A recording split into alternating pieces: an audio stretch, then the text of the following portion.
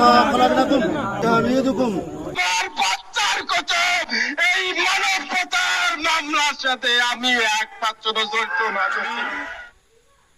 আমার দীর্ঘদিন রাজনৈতিক কারণে রাজনৈতিক প্রতিহিংসার কারণে দেশের বাইরে ছিলাম, পলাতক ছিলাম। তারপরে দেশে আসার পর সার্বিক অবস্থায় আমার ওয়াইফকে যখন আমি রংপুরে নিয়ে যাই ডাক্তার দেখাই, ডাক্তার বলছিল আপনি সবসময় আপনার ওয়াইফের সাথে থাকবেন। ভাগ্যের নির্মম পরিহাস, আমার মা জানাজায় আমি থাকতে পারি নাই। আমি দেশে আসার পরই নাকি আমার মা দুনিয়া থেকে বিদায় নিয়েছে। আমি আমার স্ত্রীর সময় কষ্টের দিকে বাঁচে থাকতে পারলাম না।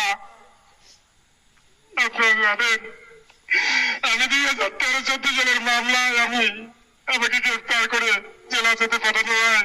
জেলাতে থাকার পর সেখানে মানব পাচার মিথ্যা আল্লাহর কসম বলে বসেছি।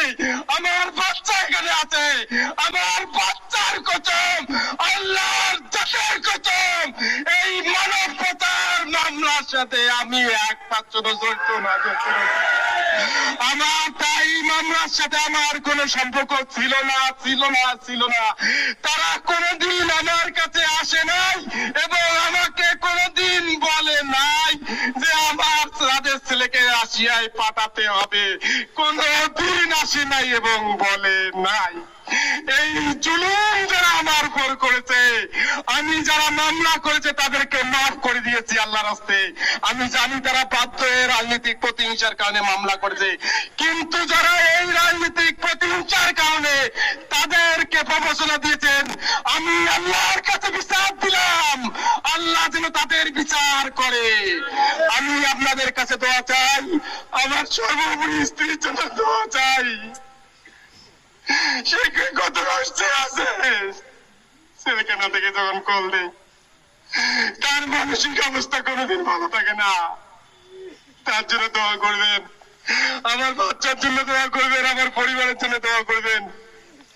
ইসলামী আন্দোলন ত্যাগ এবং রক্তের সিঁড়ি, এই আন্দোলন, ইসলামী আন্দোলন কোনদিন সফলতা আসে নাই রক্ত ছাড়া, ঘাম ছাড়া, জেল জুলুম ছাড়া।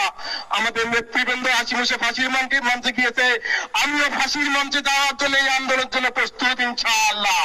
আমি এই আন্দোলন থেকে ভয় ভীতি মামলা মোকাবিলা করে 100 ছড়ে যাবো না। আমার পরিবারকে যদি নিঃশেষ করে দেওয়া যায় তারপরও আমাকে এই আন্দোলন থেকে ধরে রাখতে পারবে না। আমি আপনাদের কাছে দোয়া চাই এবং আমি জেলা প্রশাসন সহ যারা আজকের এই কার্যক্রমে সহযোগিতা করছে সবার জন্য দোয়া এবং ধন্যবাদ জানাই।